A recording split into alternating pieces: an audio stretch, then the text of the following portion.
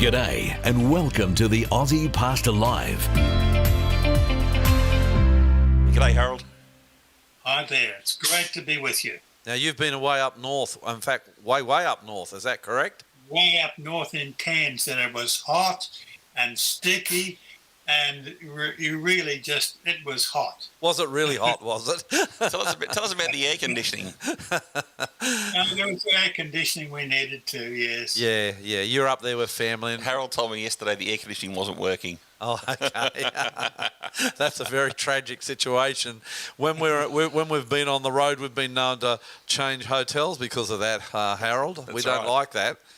It was working just a little, but it could have been better. Yeah, okay.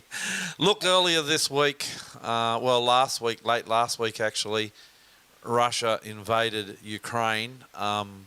It's probably been, in my lifetime, the biggest war that I've seen.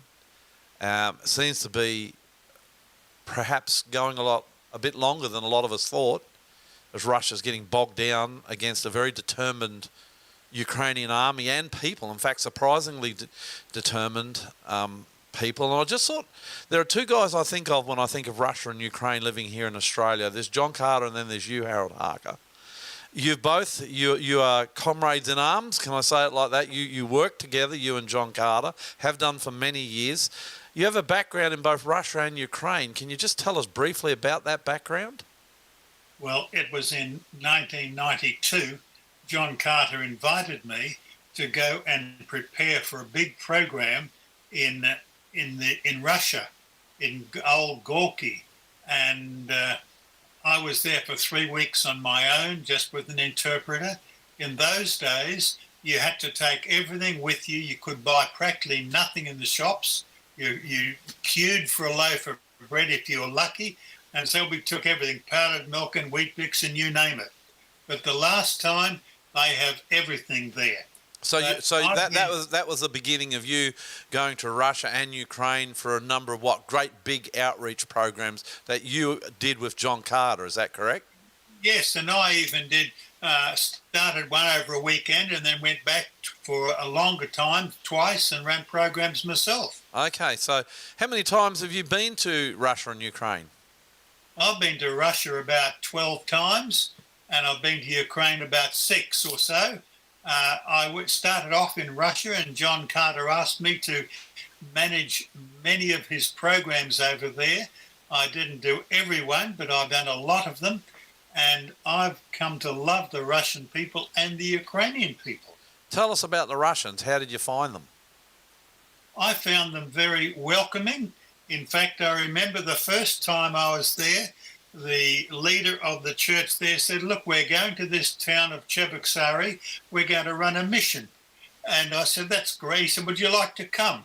It's just a 4-night one over a weekend." I said, "I'd love to come." He said, "You're going to be the speaker."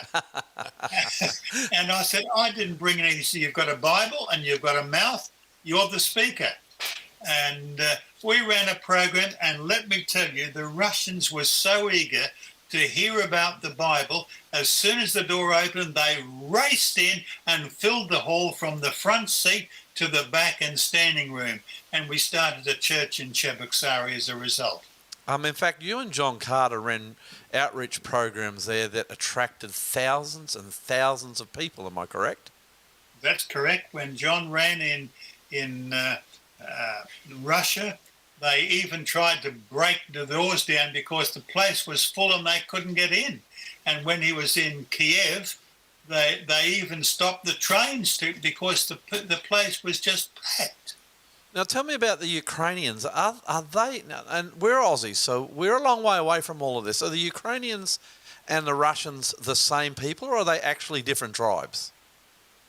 They're similar, but there are big differences as well.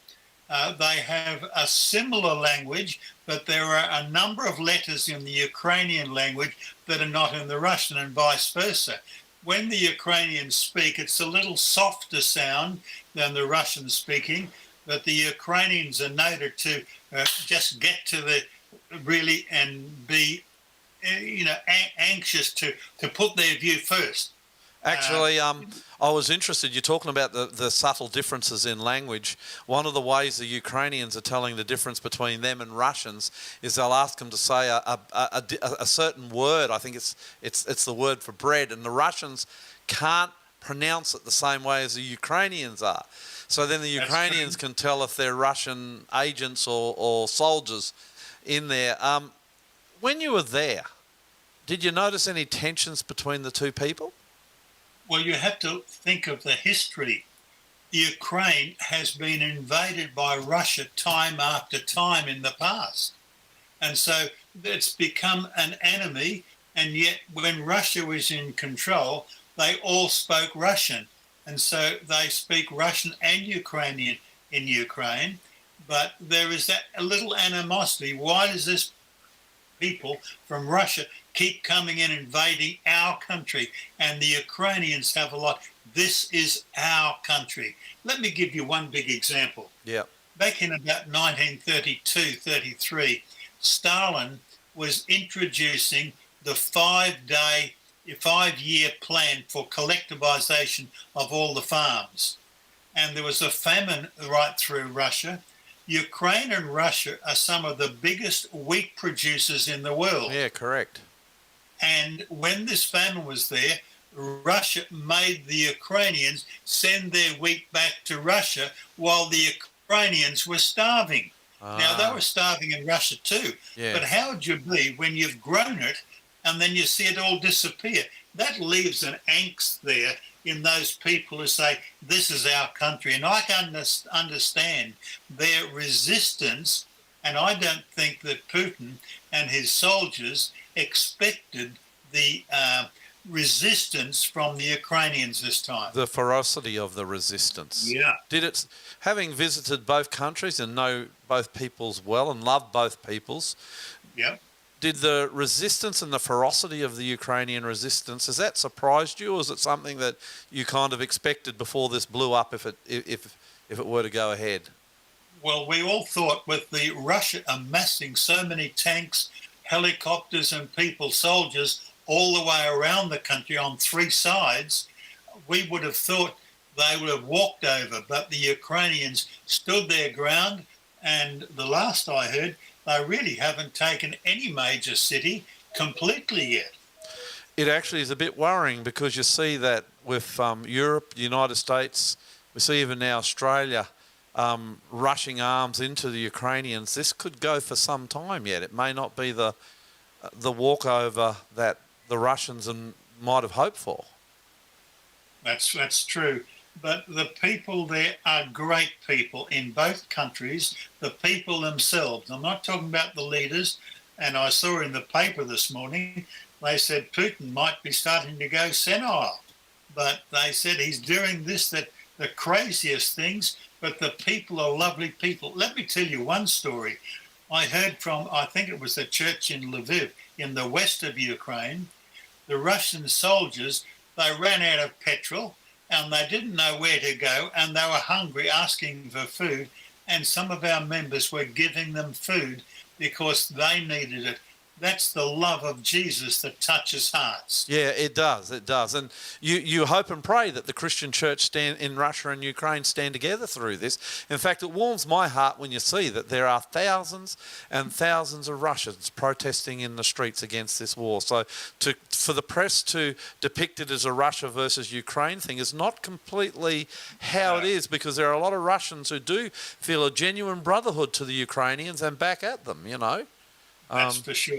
Now, you talked about the differences in language. Are there differences in culture and custom and religion of the two groups? Both countries had the Eastern Orthodox religion, and Ukrainians have a little bit more Slavic influence. Russia has some too, but Russia has more Eastern ones. And so you have a little difference in food. The Russians will eat more of an Eastern one, whereas the Ukrainians are more Slavic. Which is kind of from the south, isn't it? Coming up, you're talking Croatia, Serbia, Montenegro, those sorts of, even Poland. Well, you see, that's on their western borders. That's right. You are naturally influenced by those around you. Yeah. How does the gospel and how did the gospel go in Russia and Ukraine when you first went there? And I'm talking specifically the Protestant gospel, the Adventist gospel. How did that go, and how's it going now? Well, Lloyd, it went like this. When John Carter was first asked to go, and he ran a little program in Moscow in 91, and then he was asked to go to Gorky and run a program there if he was going to run another one. And so he booked the hall.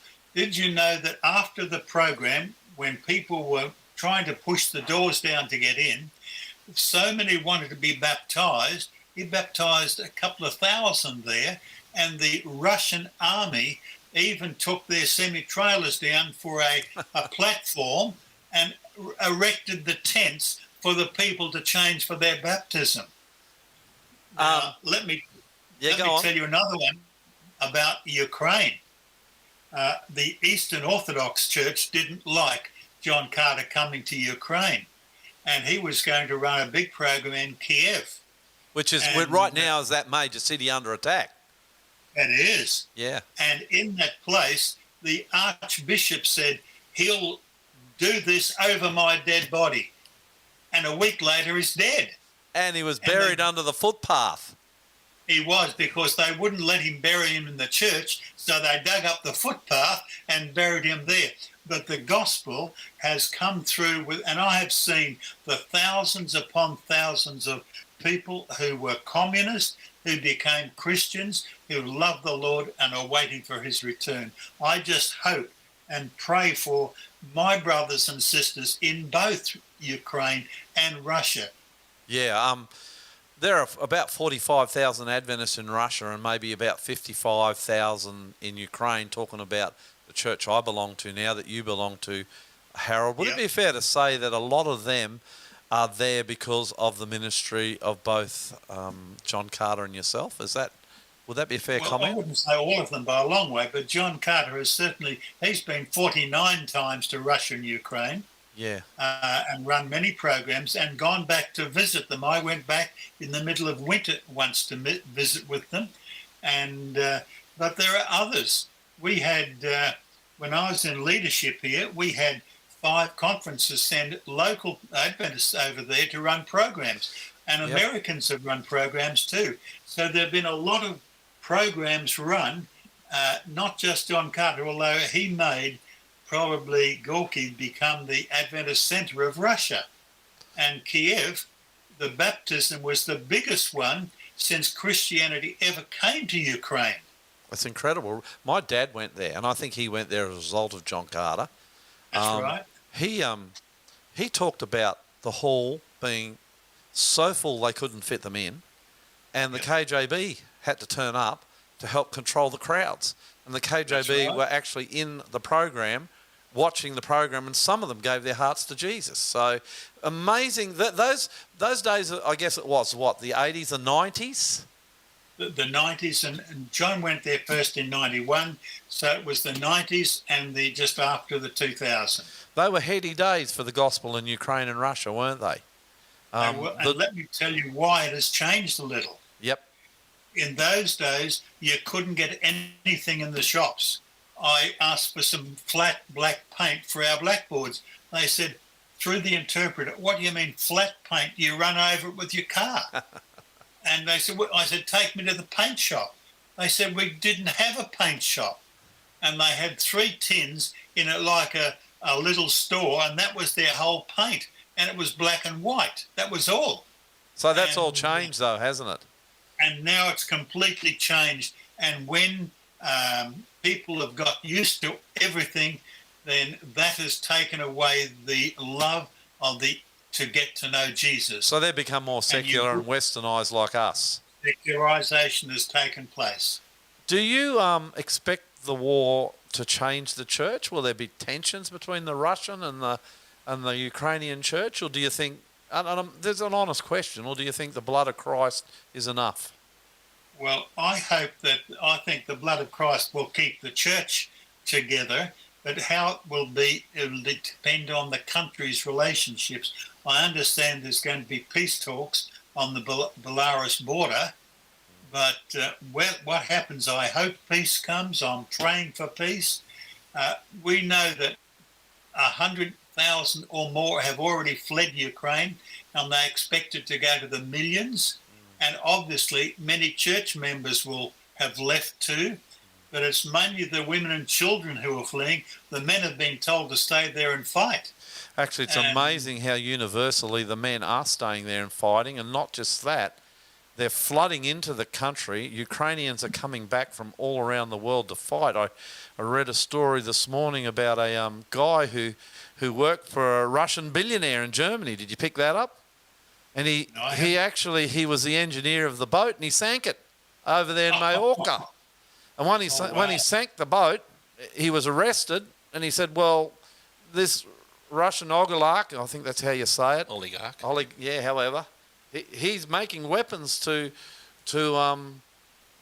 kill Ukrainians." And he says, "I'm going back." And the police released him, and he's gone back into Ukraine. I see that it's quite troublesome. Australian Ukrainians are going home to fight. It's really on, and for whatever reasons, the Ukrainians really seem to be stirred up. How do you, with your experience over there, how do you view this will all end, or do you really don't know?